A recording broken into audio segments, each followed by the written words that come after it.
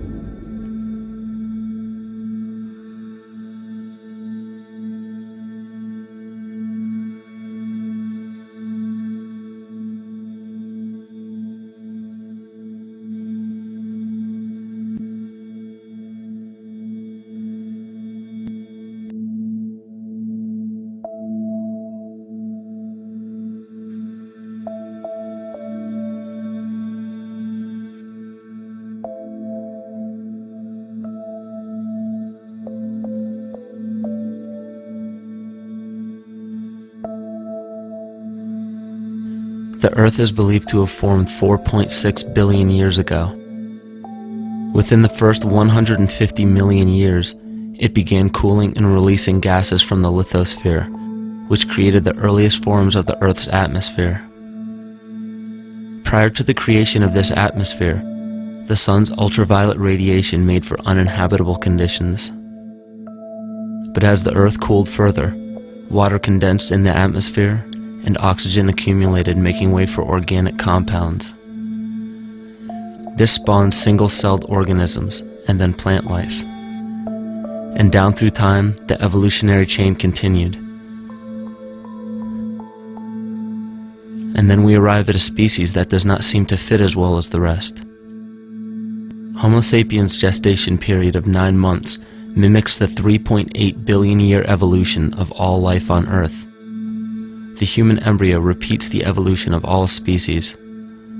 When the sperm and egg unite, this new creation is a single-celled organism. Within hours, this single cell divides and multiplies more rapidly than any other species. 4 weeks later, the embryo begins to develop gills mimicking aquatic life. A few weeks later, it develops lungs and a tail with reptilian appearance. From there, a mammal is recognizable, and then onto a primate form. It then sheds its laguna, which is the embryonic fur, and at last shows the characteristics of a human child. The human body is a community of approximately 50 trillion cells. Everything the body does, the cell does as well. Cells have respiratory and excretory systems. They feed, feel, think, and communicate with other cells. Trillions of cells make up a single organism called the human body, and billions of human bodies help make up the organism we call Earth. The Earth has more similarities with the human anatomy than you may think. Earth has its own electromagnetic generation, just like the human body. Research has found that a direct current of electricity flows through perineural cells found around every nerve in the body. These pathways are called energy meridians and have been used in the practice of acupuncture for at least 2,000 years. Dating even farther back is the notion of dragon paths or ley lines in which many megalithic structures and stone monuments were erected, marking the energy meridians of the Earth. These energy meridians are generated by the resonant frequencies of the Earth, called the Schumann waves. Each planetary body has its own resonant frequencies and is determined by the circumference and diameter as well as the speed of orbit and rotation. The Earth's resonant frequency starts at 7.83 Hz and ends with the 7th harmonic at 43.2 Hz, correlating with the 7 chakras. Ultimately, the greatest discovery of our Earth is its consciousness. A visible attribute of consciousness is an energetic field that governs the shaping of organisms. Morphogenesis is a scientific term to explain this very shaping of tissues, organs, and entire organisms. Consciousness is the creative force of the entire universe. It has been given many names such as God, Yahweh, Krishna, nature, the field, and divinity. The entire universe is in fact a single living, conscious organism with complete awareness of itself. The reason why it may seem difficult to comprehend this is because our understanding is typically limited by our language. When we hear the term conscious organism, we tend to anthropomorphize its definition. By giving it human qualities, we mistakenly look past what an organism truly is in the first place. The definition of an organism is any living thing capable of response to stimuli, reproduction, growth and development, and maintenance of homeostasis as a stable whole.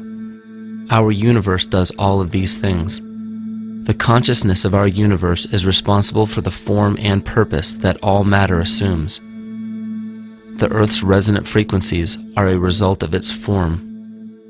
These frequencies are responsible for biological rhythms, such as menstrual and circadian cycles, as well as behavioral and emotional patterns.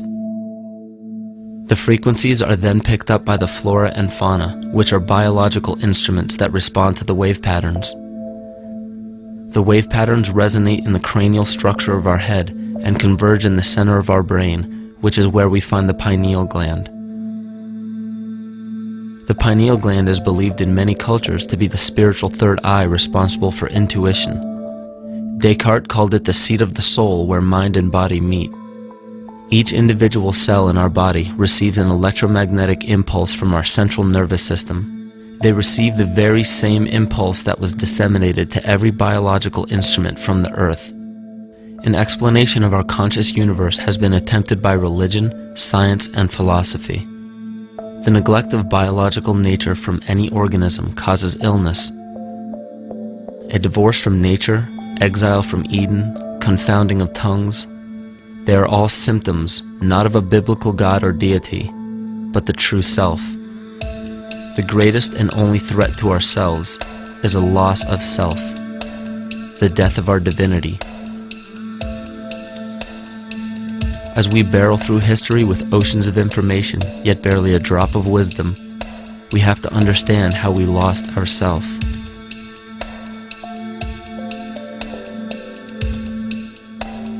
In sacred texts and ancient scriptures left by our ancestors, we find an incredible link between stories of creation, a great flood, the war of the gods, the Messiah dying for the sins of man, end-time prophecies, and similar characters. These correlations show up in myths from cultures that supposedly had no contact with one another due to distance in geography and time.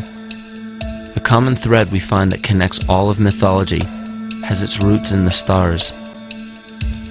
One of the most revealing accounts is the battle of the gods in heaven and the ensuing flood. In the Bible, Lucifer rivaled the Lord and was defeated and cast down to earth. In the creation myth of the Enuma Elish, we find a similar story of Tiamat being defeated by Marduk and cast down to the abyss of Apsu. In chaos, Tiamat, the mother of them both, Apsu and Tiamat's waters were mingled together, meaning that the chaotic waters of Tiamat were somehow mixed with the sweet waters of Apsu. Apsu was the Sumero-Akkadian god of the abyss beneath the earth. Tiamat, also known as Lucifer, was known as a serpent or dragon and was defeated by Marduk. Marduk was the father of Nebo or Mercury, and Mercury is the same mythological character as the Zoroastrian Mithra, the Egyptian Hermes Anubis, and the Gnostic Hermes Christos. The most recent version of Mercury, however, is the archangel Michael in the Bible, who defeated Lucifer and sent him to the abyss of the earth, or hell. This story is steeped in astrological significance in the Bible and in many other ancient scriptures. This leads to an event in history that is recorded by many researchers regarding the cosmic upheaval and historic deluge. William Commonus Beaumont states, "The flood immortalizes the collision of a fallen planet, later termed Satan, actually a cometary body with our Earth." Consider what this reveals. He postulates that a planet, later termed Satan, fell to the earth, creating the flood we see recorded in the Bible and other myths. Lucifer, or Tiamat, was a planet known to ancient cultures as the Glistening One, the dragon of chaotic salt waters.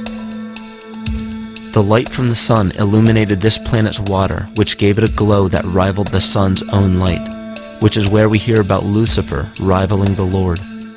The Lord in this case being the sun, which sustains and gives warmth to the earth. The planet Tiamat, or Lucifer, was destroyed by a cataclysmic event that hurled the watery planet to the abyss of the earth. In the book of Enoch, it reveals, "And behold, a star fell from heaven, and when it fell to earth, I saw how the earth was swallowed up in a great abyss." The myth of the Ute Indians states, "The sun was shivered into 1,000 fragments, which fell to earth, causing a general conflagration. Then Tawats fled before the destruction he had wrought. And as he fled, the burning earth consumed his feet, legs, body, hands, and arms, until at last, swollen with heat, the eyes of the god burst and tears gushed forth in a flood which spread over the earth, extinguishing the fire." This myth resembles the translation of the Enuma Elish by Stephanie Daly in her book Myth from Mesopotamia, which explains that Tiamat's eyes became the source of the Tigris and Euphrates rivers. As written in the book of Revelations, "And there was a war in heaven.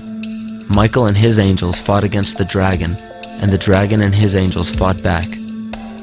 The great dragon was hurled down, that ancient serpent called the devil, or Satan, who leads the whole world astray. He was hurled to the earth."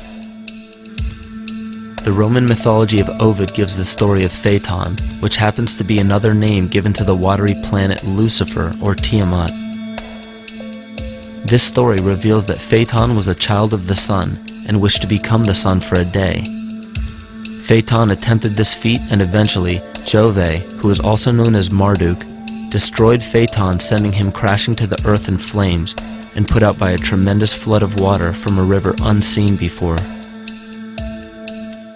The common theme we notice here is that of a saltwater planet, the great dragon, Lucifer, Tiamat, or Phaeton, was defeated and fell to the earth, and now dwells in the abyss known as hell, giving us the outline of the story of Lucifer rising up against the Lord and being defeated and banished to rule the underworld.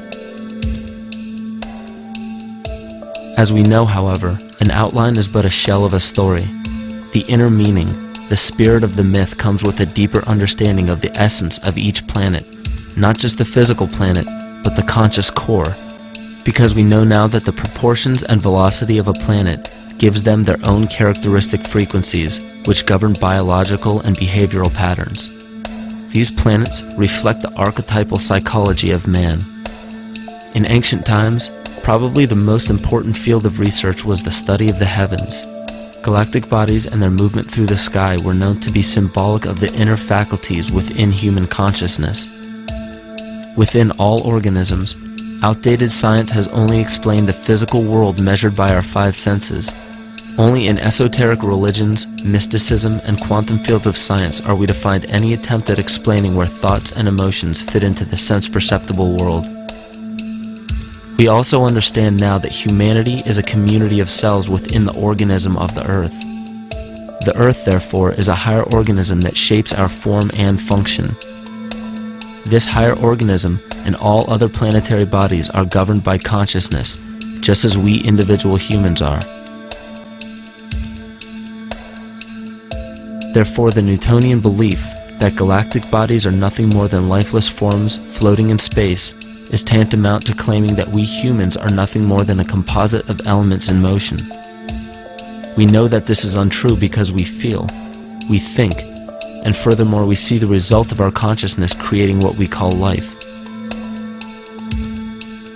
Plato wrote, "This world is indeed a living being, endowed with a soul and intelligence, a single visible living entity containing all other living entities, which by their nature are all related.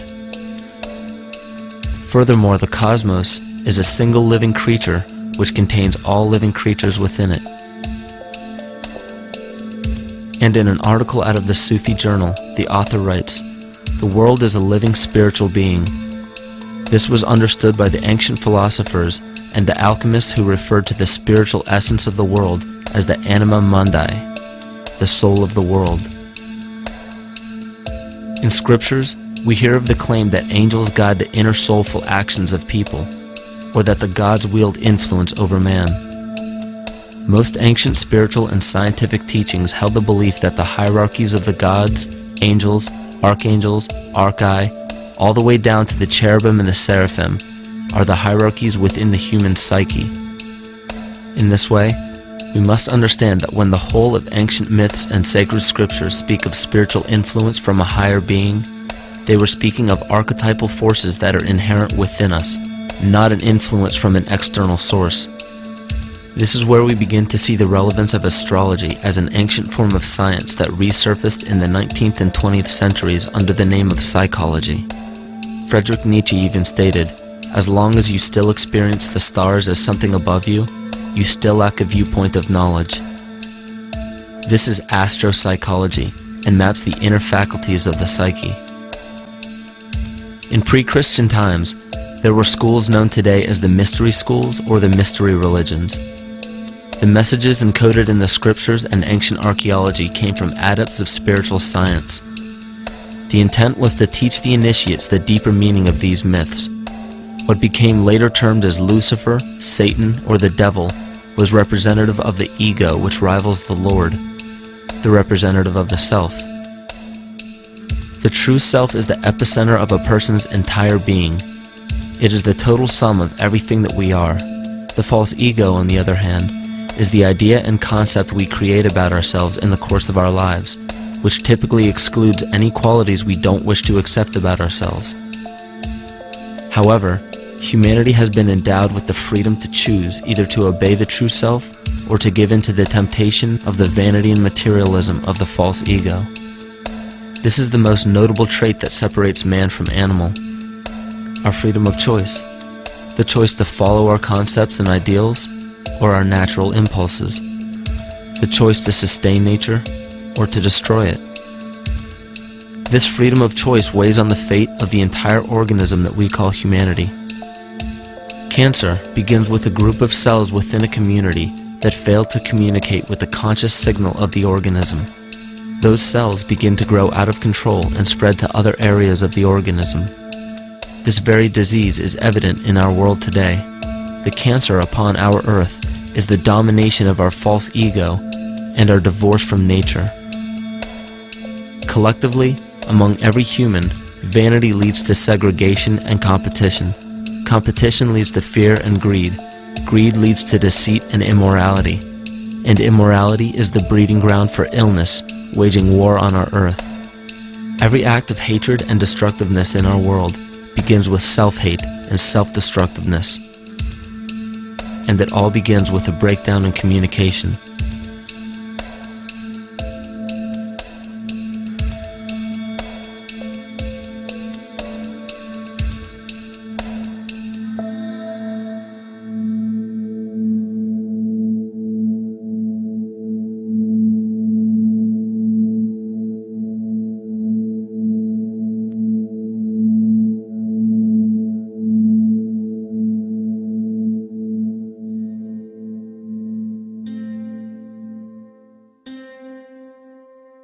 In nature, all that we perceive with our five senses is a result of two fundamental principles.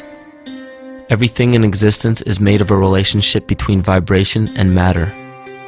Vibration is a masculine creative force countered by matter, which is a feminine receptive force.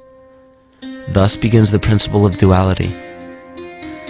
We see this duality in ancient myths and philosophies, yet only those philosophies and scriptures that were perverted and raped of the original meaning gave the impression that one polarity was good while the other was evil. The original sages, adepts, and shamans taught that both are necessary, and one would not exist without the other. These two important principles come together to form all things in the universe. This is kymatica. Even language, logos, the communication of any and all things in nature, depends upon this principle. Pete Peterson, in his works Cymatics, the Science of the Future, stated that nature shows examples of kymatica in everything. This phenomena is found to be one of the prime forces that moves biological evolution along its path. Dan Winter reproduced an experiment to prove that the ancient languages of Hebrew and Sanskrit, when spoken, create a vibratory frequency that moved matter into sacred geometrical patterns. Upon further investigation, Hebrew, Sanskrit, Aramaic, Arabic, and other elder dialects have older roots in a parent language of Gaelic and quite possibly an even earlier origin. In Swami Murugesu's The Science of Mantra, he claimed that when a person chanted specific words in Sanskrit while filming a burning candle, the intensity as well as the color of the flame would change due to the frequency that the word would emit.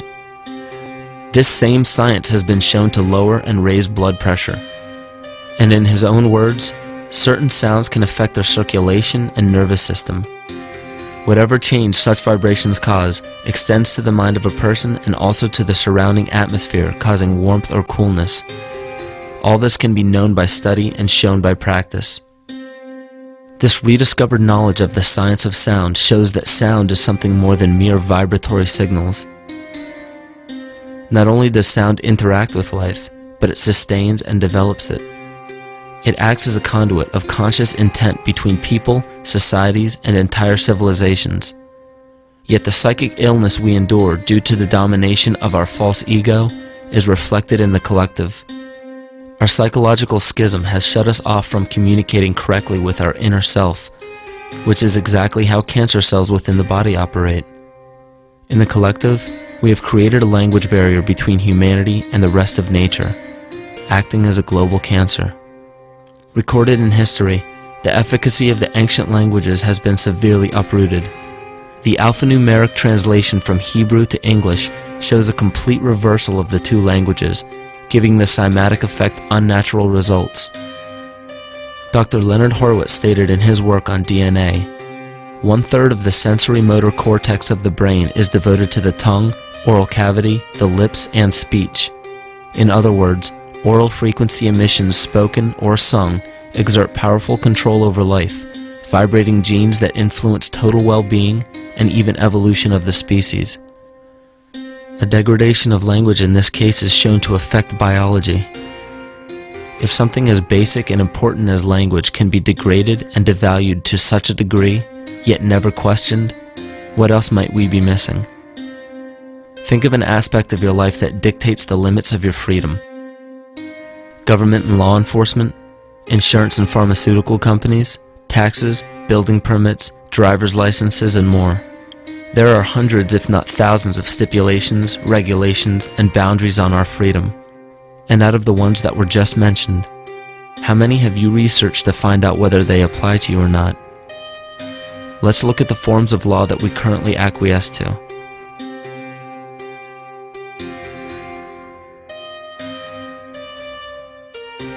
A common misconception among people is that any rule or regulation that governs them falls under one category: law. But there are many other forms of law that people abide by without realizing that they simply do not apply to them. Another misconception is that a nation's constitution gives us our rights. A constitution does nothing more than list the rights that we already have. We are born with inalienable rights, endowed to us by our Creator. They are not given to us, and they cannot be given away. The most a person can do with a right is choose whether to exercise it or not. Maritime admiralty law is what's known as the law of the water. It is superseded by civil law and only applies to those who willingly contract themselves into it. The definition of admiralty law is a body of private international law governing the relationships between private entities which operate vessels on the oceans. Let's look at how and why a form of law that is fashioned to govern corporations, businesses, and vessels has imposed its rule over natural human beings. This is all done through a form of word magic. A simple perversion of language has made it possible to convince people around the world that these alternative laws apply to them. One of the predominant beliefs in modern culture is that licenses, permits, registrations, and other forms of documentation are required to operate motor vehicles, use public roads, build structures and establishments, engage in free enterprise, and much more. Sadly, these beliefs are based on little to no investigation whatsoever, and are false. This belief structure is perpetuated by maritime admiralty law. This form of law was originally created to govern ships docking in foreign nations for the import or export of products and resources. It deals with banking and merchant affairs, not civil affairs. When a product is taken off of a ship and brought into a foreign land, that nation takes custody of the resource and accounts for it with a certificate. That certificate marks the birth date of that product in the custody of the respective nation. Think of why it is supposedly required to have a certificate of live birth in the first place. The Barron's Dictionary of Banking Terms defines a certificate as a paper establishing an ownership claim. So right there, we notice that everyone with a birth certificate is defined as being owned. People are used as collateral with other nations because the U.S. is bankrupt. The United States declared bankruptcy on March 9th of 1933. At this point, the U.S. began taking out loans from a private, non-government affiliated corporation called the Federal Reserve. With no money to pay back the loans, the United States began using the citizens as collateral. All birth and marriage certificates are literally warehouse receipts. Just look at the similarities of warehouse receipts and birth certificates. Both document the date of issue, a serial number, registration number or receipt number, a description of the product, and an authorized informant to notify the appropriate government agency. With all of this information being readily available, the majority of people are unaware of their involvement with maritime admiralty law. This is possible through the manipulation of language. This admiralty law changed the meaning of the word person from a natural living person to a corporation. Driver's licenses, vehicle registrations, auto insurance forms, building permits, gun permits, work permits, tax filing documents, birth and death certificates, traffic citations, and many other forms of documentation that were once believed to be absolutely necessary only apply to persons or corporations. Upon signing such a legal document, you are indirectly waiving your rights under the Constitution and lowering your status to that of a corporation that is created with the same exact name as you. The only way to reconcile your true name from the name of the corporation is to take notice that the corporation has its name in all capital letters. This is known as capitis diminutia maxima. You may take notice that your driver's license, birth certificate, social security card, insurance cards, and more use all capital letters to legally represent the corporation with your name, not you. The corporation is known as an artificial person, whereas you, the human being, are known as a natural person. This deception goes even deeper when it comes to the courts that we attend. When showing up to court, you will notice that there are seats for witnesses behind a wooden fence or barrier. The defendant must cross through the entrance to the other side of the barrier where the plaintiff and judge sit. This act symbolizes the boarding of a ship. At this time, business can be conducted in maritime admiralty law. The judge, acting as captain or banker, is responsible for settling the balance between the two sides. This is why there is always a monetary value involved in any court case. The captain is simply dealing with banking and merchant disputes. Once the balance is paid, the case is closed. To turn the court case away from admiralty law where your rights are not protected, you must avoid agreeing to represent the artificial person. This is done by stating that you are the natural person. You don't have a first or last name because those imply corporate title. In a court case, you may state that the court takes judicial notice of your honor's oath of office. Every judge must take an oath of office to practice law, yet you must make it clear to the court and the jury that the judge is acting as judge and not banker. Remember that you are a natural human being of the earth. You are not governed by anything but your own consciousness. Laws are created within a society. The society that created the laws we see being enforced today is called the Law Society. Yet the most beautiful part of this entire deception is the fact that we are not part of the Law Society, so their laws do not apply to us. Judges, lawyers, and law enforcement officers, they're all part of a society. Within that society, they've created their own language that's deceptively similar to English. They have these little things called statutes, acts, and regulations that seem like laws, but they really only apply to those within their society. So that basically means all the traffic violations, minimum age requirements, and everything except for damage to another person or their property doesn't really apply to the natural person. Laws only apply to those within the Law Society. The game being played is an illusion. You can simply choose to open your eyes and reclaim the freedom that you were born with, bound by nothing but the limits of your imagination. These are just a few examples of assuring that your rights are being protected. By far, the most important line of defense against this deception is to be aware of the perversion of language, and be absolutely aware of how you form your beliefs and concepts.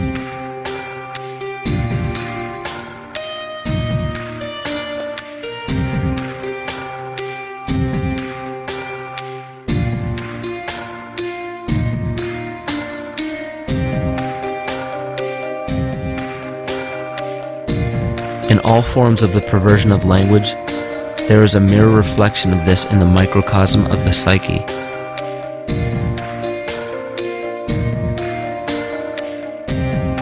And the problem I see with humanity today is we don't truly know ourselves anymore. We have the 9-to-5 job, we have the house, the children, the bills, the television, the hobbies, and the errands that we run every single day, and we eventually begin to believe that this is who we are. But who are we beneath the job title, beneath the status of mother or father, theist or atheist, Republican or Democrat, black or white, man or woman? Who are we? Who are we deep down inside? We don't know, because every time we hear an answer that we don't want to accept about ourselves, we deny it. We'll pass it off and project it onto somebody else and judge them for it. This is repression. And we see what repression can do to us on an individual level, but what about on a collective level of humanity? What happens when the whole world refuses to see what they truly are on the inside?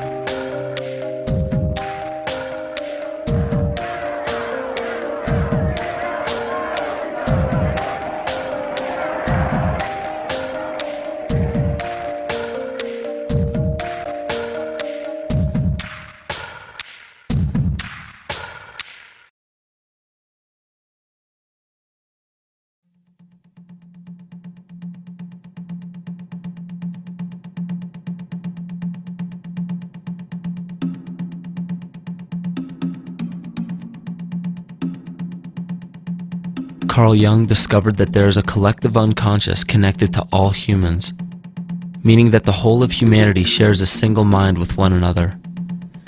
This is evident in the world through accounts of shared mythology and symbols, the study of morphic fields, and with the science of kinesiology. This collectivity is a global example of the unconscious mind of the human body, in which trillions of cells share a similar signal. This parasite, called our false ego, requires a continuous flow of sustenance to survive. Food, fuel, and any other form of sustenance is energy. Human consciousness is an electromagnetic field of energy. When this potential energy is utilized, it then releases kinetic energy, which is used to perpetuate the false ego. This scenario occurs in the smallest parasitic organisms, all the way to a collective organism called humanity. A parasite will release chemicals that cause the host to crave the sustenance that the parasite needs to survive. As long as the host is unaware, it will keep feeding the parasite and starving itself. In a similar way, Wilhelm Reich stated that whole societies suffer from a psychosis caused by starving our organic biological impulses. He states that sexual suppression supports the power of the church, which has sunk very deep roots into the exploited masses by means of sexual anxiety and guilt. It engenders timidity towards authority and binds children to their parents. This results in adult subservience to state authority and to capitalistic exploitation. It paralyzes the intellectual critical powers of the oppressed masses because it consumes the greater part of biological energy. Finally, it paralyzes the resolute development of creative forces and renders impossible the achievement of all aspirations for human freedom. In this way, the prevailing economic system, in which single individuals can easily rule entire masses, becomes rooted in the psychic structures of the oppressed themselves.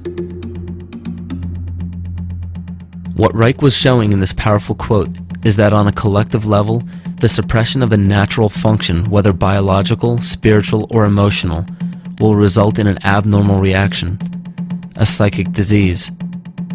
This illness or disease is reflected into the masses through a collective unconscious and acts as an epidemic. Humanity is plagued with an incapacity for freedom, meaning that people en masse lack the ability to govern themselves on a psychic level, and this manifests in the macrocosm as government and organized religious powers, thus opening the throne, our national and individual throne, to anyone and anything.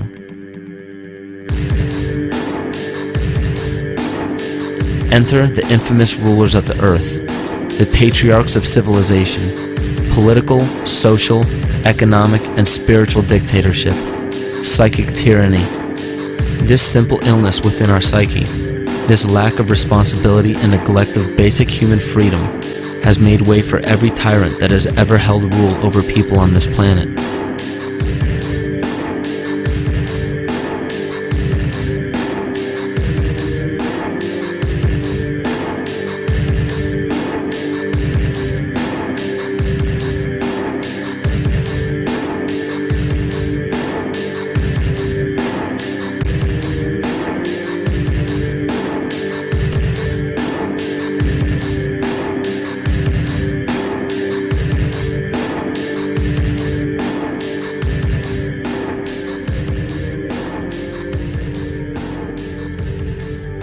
But these oppressive tyrants that are demonized by the masses are no different than us. In fact, they are one with us. In the book The Prophet by Khalil Gibran, he poetically states, "I say, as the holy and the righteous cannot rise beyond the highest which is in each of you, so the wicked and the weak cannot fall lower than the lowest which is in you also." Every one of us has the capability to commit the most horrifying sin or show the most beautiful compassion to our fellow man. This is the very definition of an illness within the psyche and soul of man.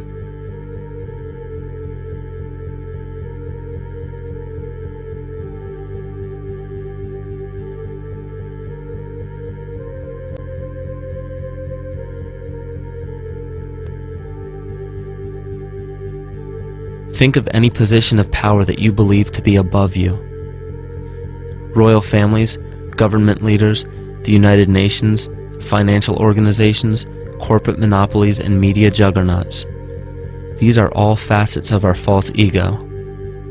They are the physical advent of our own sickness. They require our conscious participation, our conscious energy to survive. Because without our cooperation, without supplying them with the sustenance of complicity, they starve.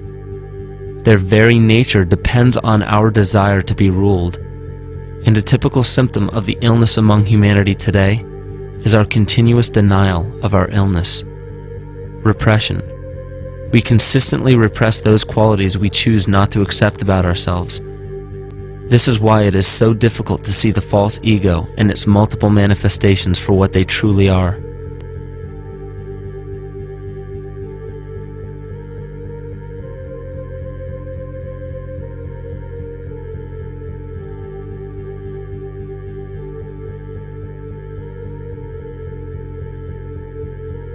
This is the very nature of the false ego. It acts as a red herring to distract us from the freedom we truly have. For this psychic parasite to survive, it must supply us with a chemical that will cause us to remain dependent upon it. In this case, the sustenance is our conscious energy. And in order for us to feed it to the parasite, the chemical of fear causes humanity to crave protection and defense.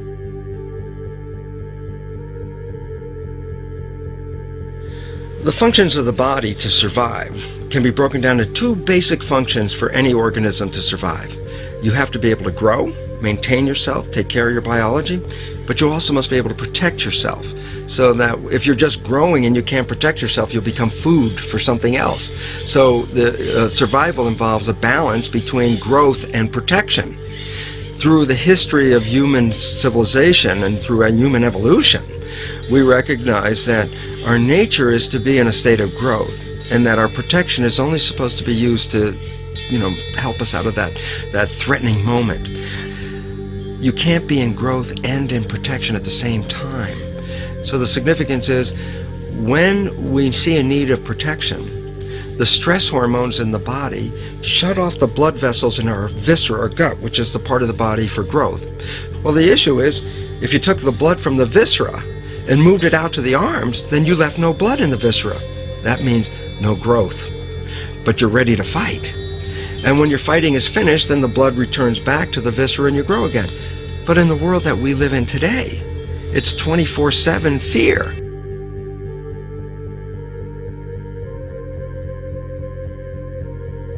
So we have a continuous dripping of that stress hormone into the body. It's just dripping all the time, getting us ready to run or fight or flight at any moment. At the drop of a hat, we're ready to go because we're on guard. Well, the problem is, what does that mean about your allocation of energy? And it says, we're spending most of our energy in protection. You cannot survive if you're in protection all the time.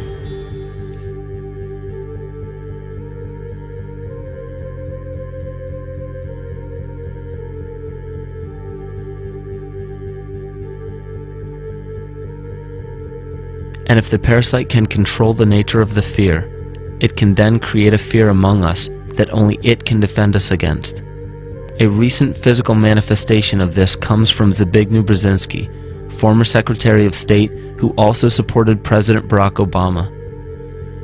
In his book, The Grand Chessboard, he states, as America becomes an increasingly multicultural society, it may find it more difficult to fashion a consensus of foreign policy issues, except in the circumstance of a truly massive and widely perceived direct external threat.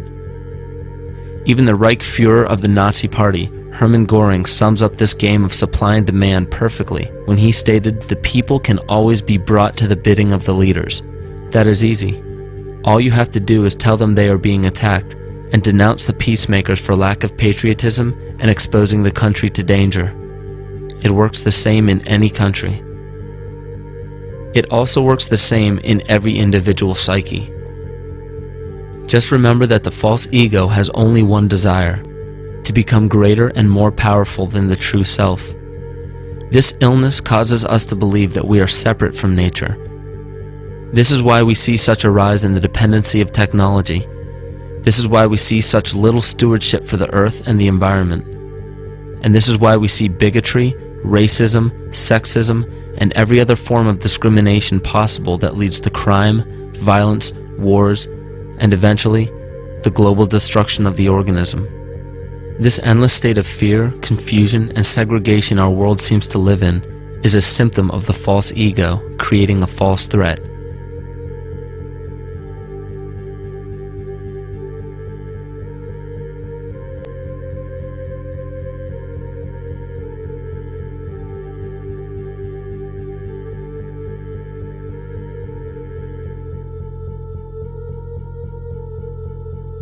many of the United States presidents have blood relations with each other. The Bush lineage has blood ties to a great number of former presidents. George Washington, Millard Fillmore, Franklin Pierce, Abraham Lincoln, Ulysses Grant, Rutherford Hayes, James Garfield, Grover Cleveland, Teddy Roosevelt, William Taft, Calvin Coolidge, Herbert Hoover, Franklin Roosevelt, Richard Nixon, and Gerald Ford. Michael Tsarion points out in his work that Bush is closely related to every European monarch on and off the throne, and has kinship with every member of Britain's royal family. Bush's family tree can be documented as far back as the early 15th century. He has a direct descent from Henry III and from Henry VIII's sister Mary Tudor. He is also descended from Charles II of England. And we also find that George W. Bush is a direct descendant of Godfrey the Bullion. Godfrey was the first king of Jerusalem after he recaptured it from the Saracens, which was the name for the Islamic faith during the Middle Ages. It is interesting to note that the current occupation of the United States in the Middle East was re-established by the same family, George Bush Sr. in 1991, and again by George Bush Jr. in 2003. George Bush Jr. is then found to be a cousin to both opposing candidates of his 2 terms in office, Al Gore and John Kerry. Democratic President Barack Obama also has blood ties with George W. Bush, as well as Gerald Ford, Lyndon Johnson, Harry Truman, James Madison, and the British Prime Minister Sir Winston Churchill. On the opposing side of the 2008 presidential ballot, John McCain is descended from Robert the Bruce, King William I of Scotland, and also Godfrey the Bullion. Probably one of the most interesting facets of the bloodline relations is the fact that the whole British royal family has descent from the Muslim prophet Muhammad through the Arab kings of Seville. This bloodline was passed through the kings of Portugal, Castile, and eventually down to King Edward IV. This is a very, very different story from what you hear the media pumping out every day, being this idea of lineal superiority. It's completely debunked according to the foremost authority of aristocratic lineage, Burke's Peerage. And this just goes to show that there's the true story, and then there's the manufactured illusion, the front that's given to the public.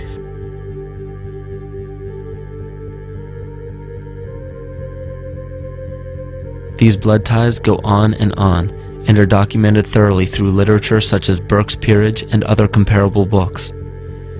The point of all of this is that we find not just the same people, but the same intent within the people who have held high positions of monarchy, dynasty, aristocracy, and democracy in the past and present, and they are all related by a physical and symbolic link. This bloodline carries the symbol of our illness.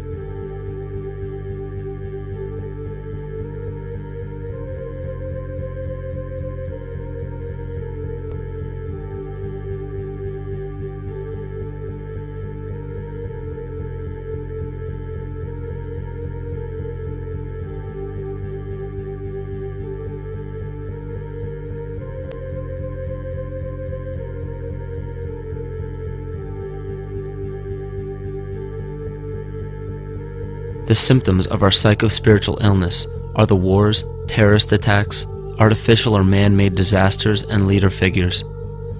As long as the people remain oblivious to their inner drives and inner nature, they will always fail to recognize why these events take place and why these figures rise to such powerful positions.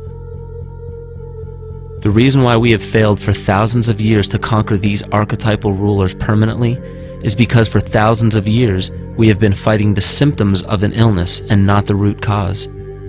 For every corrupt government that falls at the hands of a revolutionary, oppressed people, 2 more will rise in its place every time, because the root cause of a corrupt government does not exist in the individual leading that government. It exists within the psyche of every individual, because an unaware host to a deadly parasite will do anything to avoid accepting his own incapacity for freedom.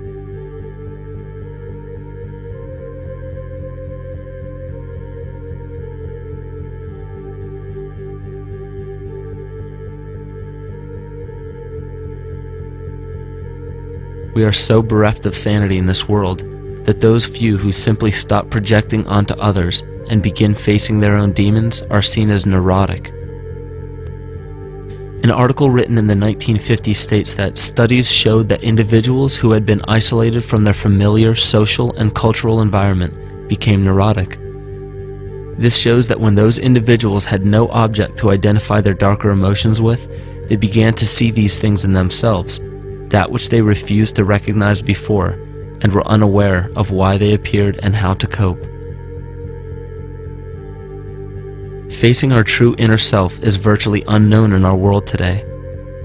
This is why no matter how many civilizations rise and fall, it is our collective consciousness that creates our governing apparatus, not individual people.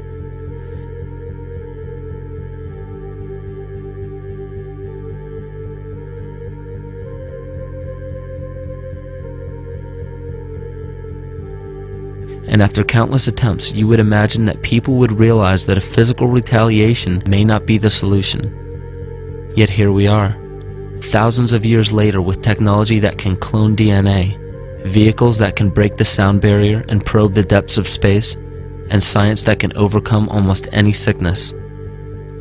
Yet we still fail to take notice to the importance of thoughts and consciousness. This is the very definition of insanity.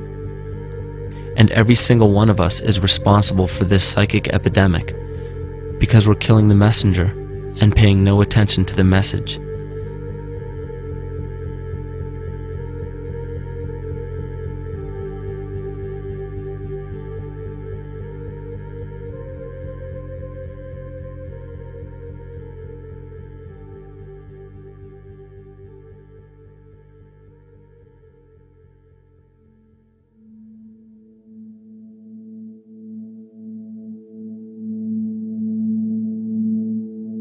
During the 1990s, 3 Nobel laureates in medicine advanced research that revealed the primary function of DNA lies not in protein synthesis as widely believed for the past century, but in electromagnetic energy reception and transmission. Less than 3% of DNA's function involves protein manufacture. More than 90% functions in the realm of bioacoustic and bioelectric signaling. So why is it important to know that DNA functions in bioelectric signaling? HeartMath Institute has discovered the heart and brain maintain a continuous two-way dialogue, each influencing the other's functioning. Although it is not well known, the heart sends far more information to the brain than the brain sends to the heart, and the signals the heart sends to the brain can influence perception, emotional processing, and higher cognitive functions. The heart also generates the strongest rhythmic electromagnetic field in the body, and this actually can be measured in the brainwaves of people around us. We are quite literally an electromagnetic expression of our highest cognitive function. The behavior of electromagnetism is evident throughout the world as dualism. All matter contains a negative and positive charge, which means organisms are built upon this foundation. The natural homeostasis of any organism is a balance of both polarities. Furthermore, research on emotional energetics shows that the heart's field is a carrier of emotional information and a mediator of bioelectromagnetic communication within and outside the body. Research shows our heart's field changes distinctly as we experience different emotions. It is registered in people's brains around us and apparently is capable of affecting cells, water, and DNA studied in vitro. Fear. The chemical supplied by a collective parasite creates a distinct bioelectric signal given off by the host. This signal is disseminated to the organisms within our community and will grow outward through the entire organism unless it is counterbalanced by an opposing force. Dr. Fritz Alan Popp discovered that the cells in our body communicate through biophotons, which are tiny particles of light that are single units of an electromagnetic field. This communication system within our body also exists between people in what's known as morphic resonance. This was known by the shamans, sages, and adepts of antiquity. These teachings were commonplace in prehistoric cultures. It wasn't by sheer chance that artistic expression and rituals were the cornerstone of every ancient civilization. Art was used as a personal method to exercise the shadow content of the psyche and introduce it to the conscious mind. This was very literally viewed as psychic therapy. Ritual was based around astrological dates. As we've learned, the study of the stars and planets reflect our own astropsychology. The shamans would perform rituals on astrological dates that would correlate with a circadian rhythm or a psychological cycle. These rituals kept the human participants aware of their inner self and prevented the repression of psychological content. As long as people were facing their inner demons and accepting them as their own, they were not collectively projecting them into the physical world. If you bring forth what is within you, what you bring forth will save you. If you do not bring forth what is within you, what you do not bring forth will destroy you. The progeny of our psychological disease began growing rapidly after a series of catastrophes forced the collective into a somatic state of fight or flight. This lowered the immunity of the population by introducing a state of immense stress. Our body becomes more susceptible to illness under stress. In this manner, humanity fell ill when entire bodies of land were swallowed up by the floodwaters. This uprooted many tribes, chiefdoms, and civilizations from their homes, and their ritual practices that were used as a conduit for psychic wellness were put on hold in order to survive the catastrophe and seek new homes. The shamans were spread to many new areas of the world. This information has been suppressed.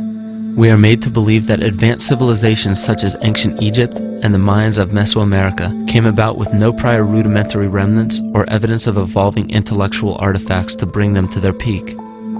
We are meant to believe that their incredible knowledge of mathematics, astrology, agriculture, economy, polity, and architecture came out of nowhere. This leads many researchers today to the understanding that the origins of these civilizations have been suppressed. Not surprisingly, the force that has guided the suppression of this knowledge comes from the exact bloodline of the political and religious leaders stated previously. These are some of the notable book burnings and suppression of important texts in our history.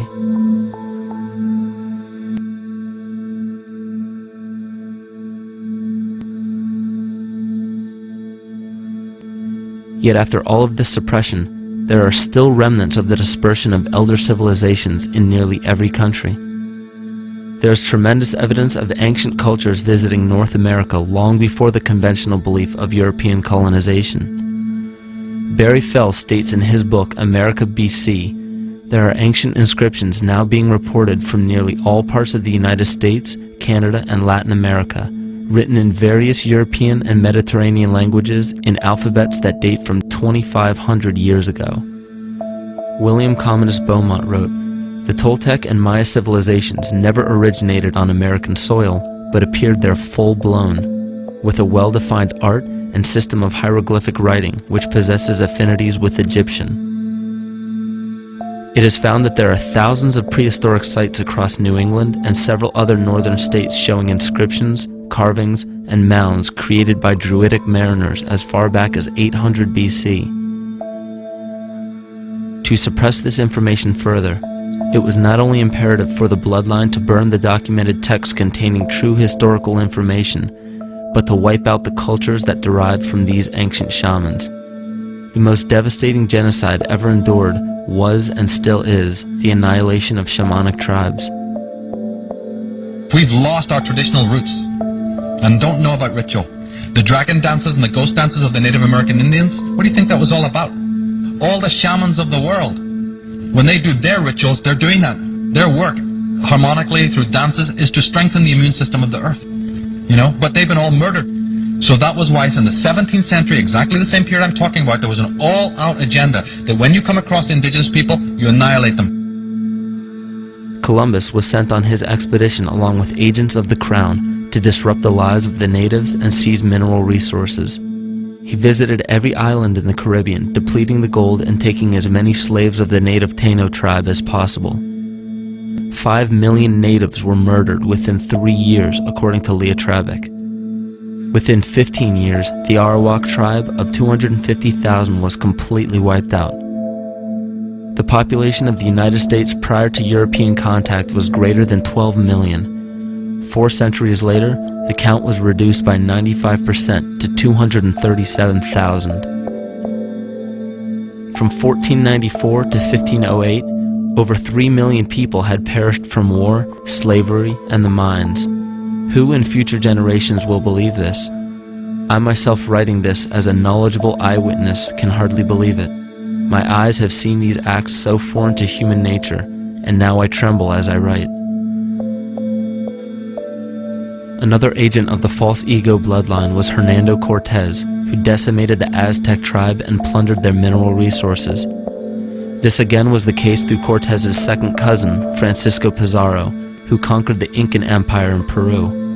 These atrocities are seen throughout Africa, New Zealand, New Guinea, East Timor, and are still seen today in Canada. This was a deliberate attempt to bury any surviving remnants of the ancient world and our true history. It is a naive mistake, however, to categorize and blame everything and everyone involved with politics or religion for this suppression of knowledge. It is only natural for people to crave spiritual understanding when there are so many manufactured missing links and perversions in the spiritual text today. And due to this void of spiritual wisdom, honest and moral people who are simply trying to understand their place in this world become the prime consumer market for those who wish to exploit this vulnerability.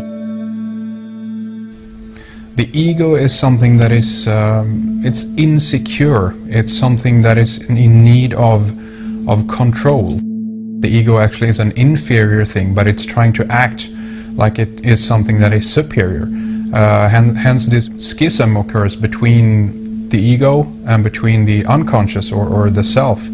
There's a kind of a messiah complex at work here as well, I feel, that we project the savior type ideal on someone, and we expect them to save us, and we're not willing ourselves to kind of deal with this and get to the root of why we perhaps feel insecure, or why we feel we don't have enough power to run our own lives, basically. If we look at the New Age movement, for instance, which is another kind of trap in all of this, where people might end up actually, they're looking for something so bad that they're taking all these things that are handed to us or to them, but it's not really based on any real understanding. It's still kind of coming from a religious type of perspective. People are genuinely seeking something new. They're genuinely seeking a new type of spirituality, or to better themselves, or to change something, but this is being hijacked, and what they actually do is that they lead you into another type of group mentality or New Age religion, whatever it is, and people still are not able to kind of really break free from that and follow their own journey or their own path, which I think is very important in all of this.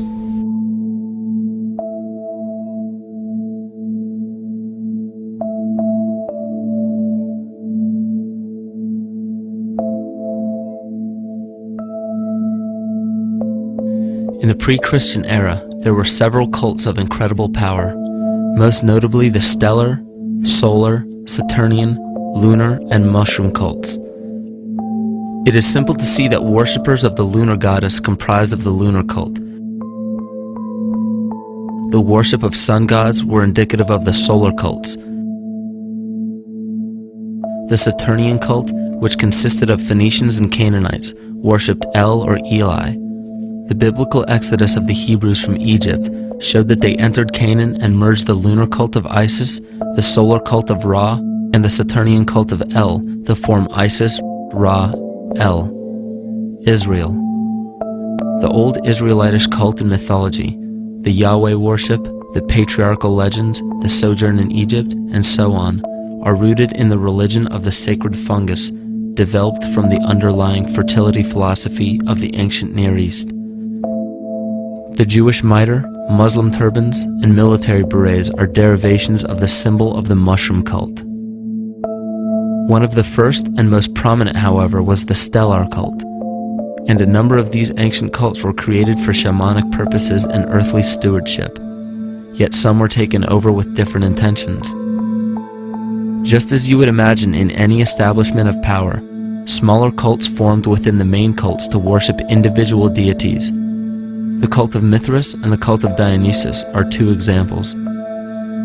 You still today can see the Mithraic or Phrygian cap on the symbol of the seated Liberty Dollar, the coat of arms of many countries, the reverse side of the flag of Paraguay, the seal of the United States Senate, and even involved in the solar cult holiday that we now call Christmas. In the cult of Dionysus, many festivals were celebrated, such as the Greater Dionysia, celebrated in Athens around the spring equinox. The foremost event in this festival was the Thymelic contest, in which poets, musicians, and entertainers performed in an open-air theater. Musicians did not have to pay taxes, and members of the Artists Guild did not have to participate in military affairs. The cult of Dionysus is still alive to this day as the entertainment industry.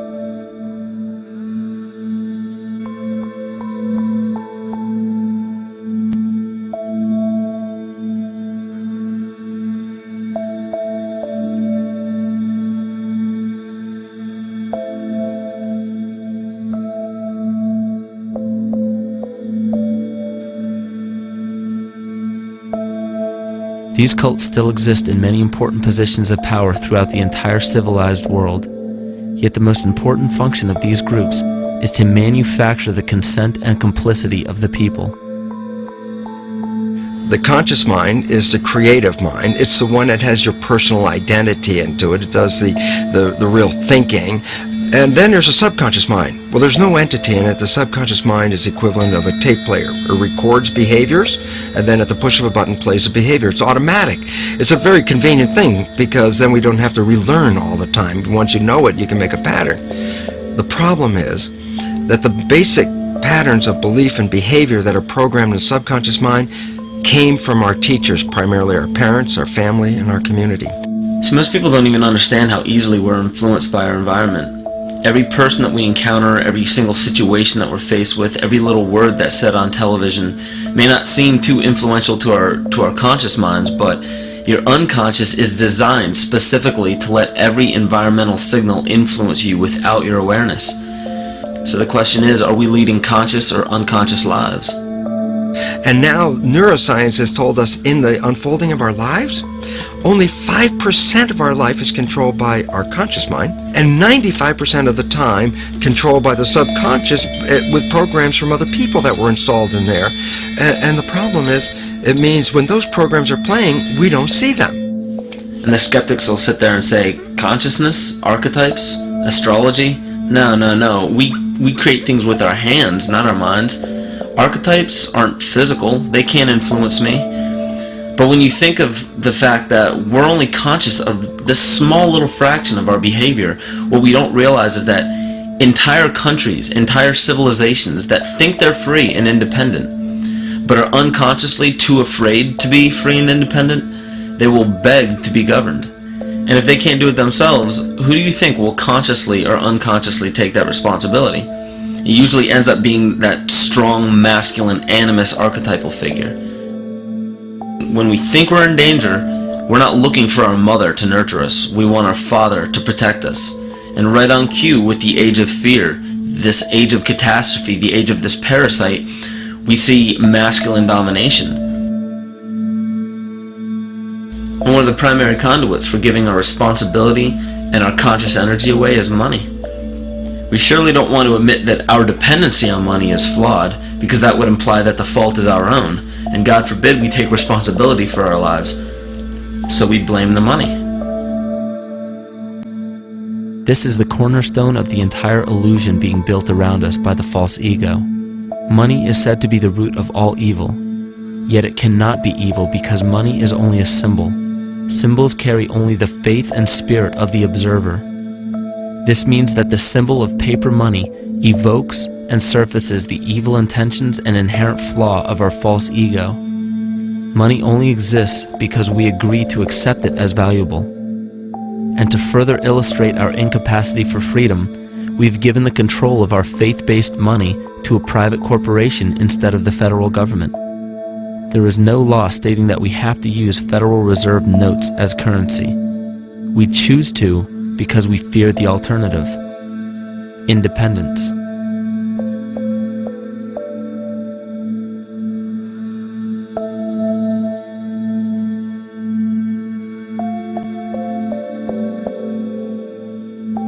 But it's not even really about money, it's about energy, because money is simply this material thing that allows billions of people to crave just one thing and put their energy into the same thing. It's not the plasma TV or the house or the lifestyle or the job or the significant other or the status that we're really after, because we know that we're empty. These people feel sadness and loneliness and void just like anybody else, and they either want to fill that void with materialism because they think that that'll make them feel better, or they want to sedate the void feeling with material possessions. So it all comes back to this feeling of having to put our dependency into an external source, something that we have absolutely no control over. What we're seeing right now is with all the competition of each other destroying each other, wars, competing for material existence, raping the planet and tearing it apart to get some pieces of it to hold in your hands and say you won the game.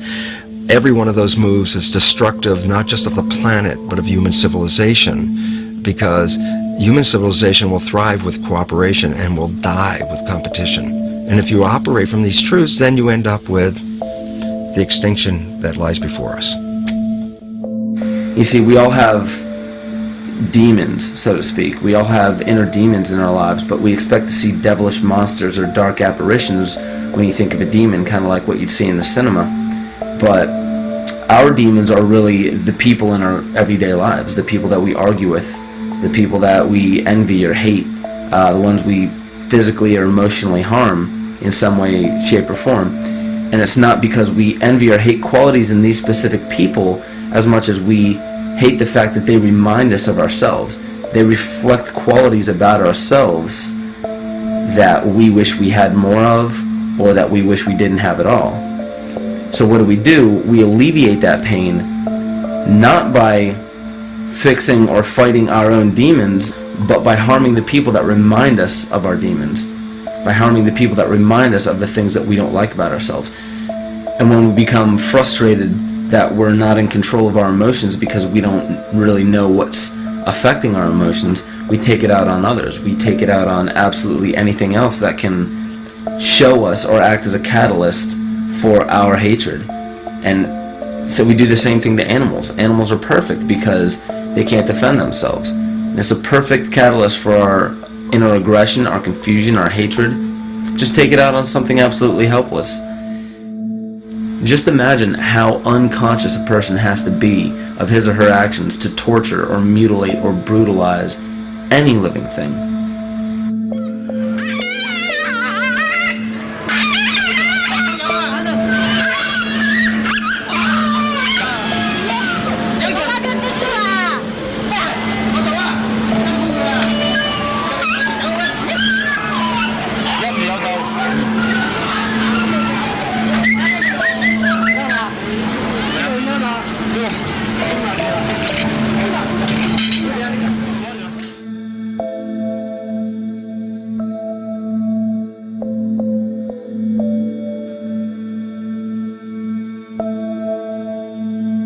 The goat's down and he'll be here and we can, ouch, Ooh, he bit you. Look at his tail. Is that common with their kits maybe? He's a big guy. That's a real.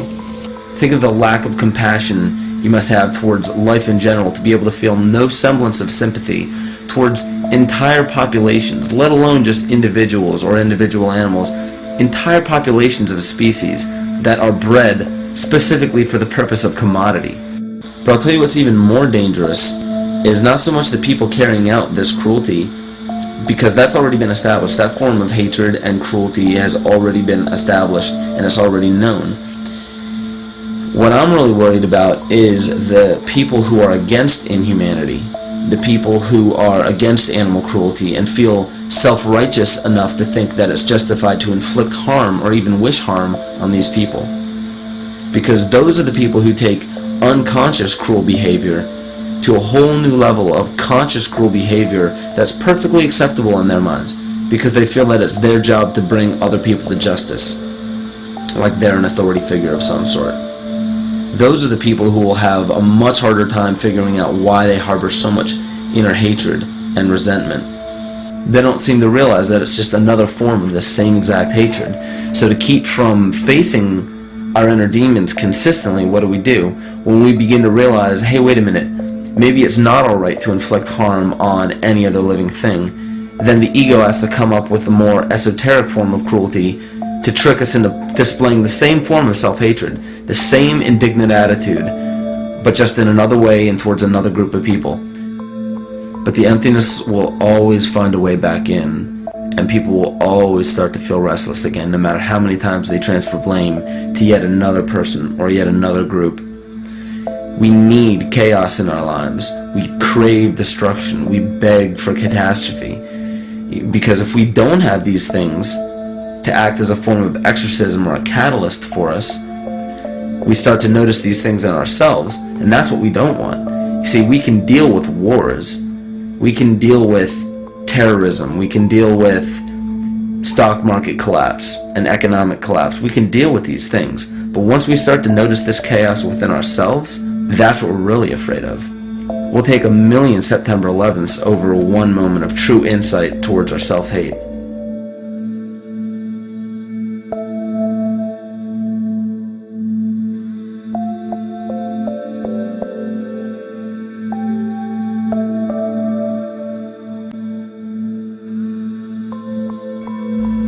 And you know, the most interesting part of all of this is we encounter things every day, every single day, that we either accept with open arms or that we reject violently.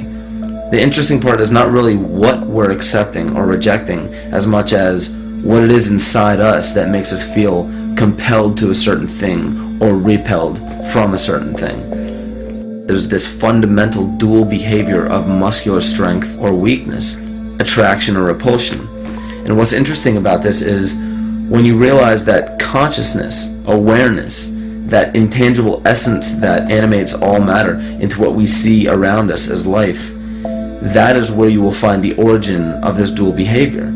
It's been explained as the inhalation and exhalation of Brahma, the contraction and the expansion of Ahriman and Lucifer in an anthroposophical setting, the active and the passive qualities in electricity, the masculine and feminine qualities, yin and yang, existence and nothingness.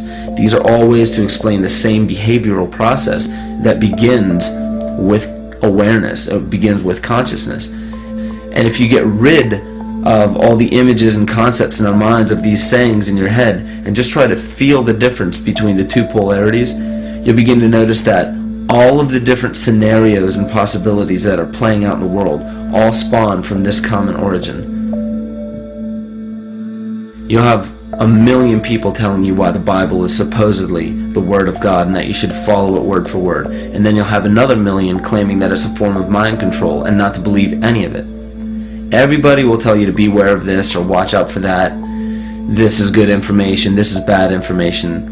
And I just have to wonder, what makes anyone an authority figure enough to say that something is true or false? And why are you denying or accepting anything based on the suggestion of another person?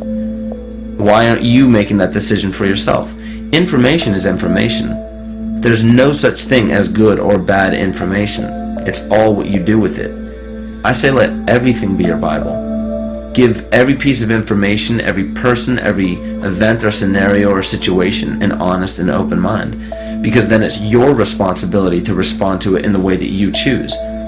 Not following the herd, not following convention, it's your responsibility. And that's the point when, no matter how many people tell you you're wrong or right, you're not dependent upon their approval. If we at least question our own actions, question our own thought process, and make a conscious decision to what we feel is right every single day, that's what I believe to be divinity. That's true shamanism. And that, to me, is what it really feels like to be alive.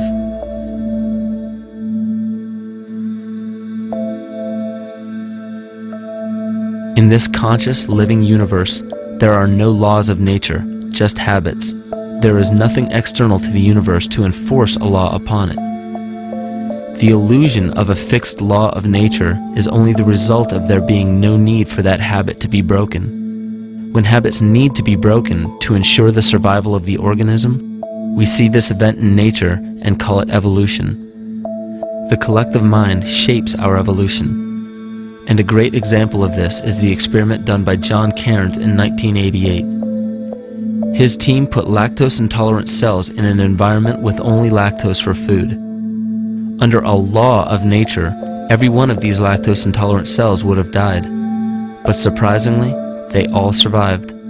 Every one of them understood the problem that they were facing and replaced the defective lactase enzyme with a functioning one to utilize lactose for food.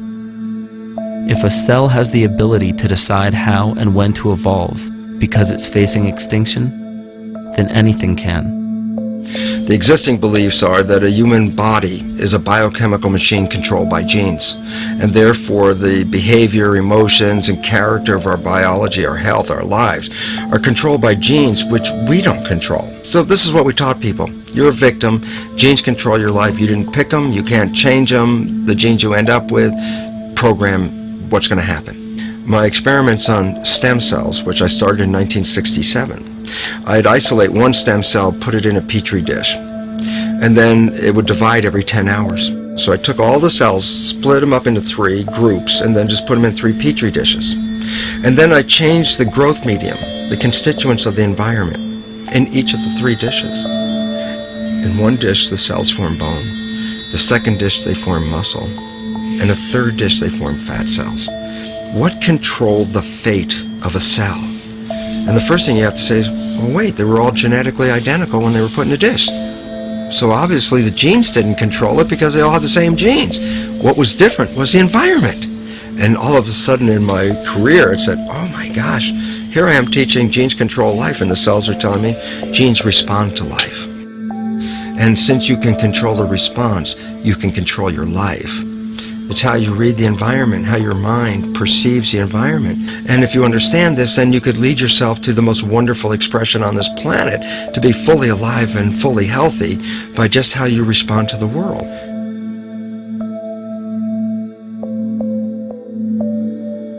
In the face of financial collapse across the world, political and religious wars raging tirelessly, and an ever-growing feeling of being lost and void of meaning, there is a great amount of energy being pushed to the surface of the collective mind.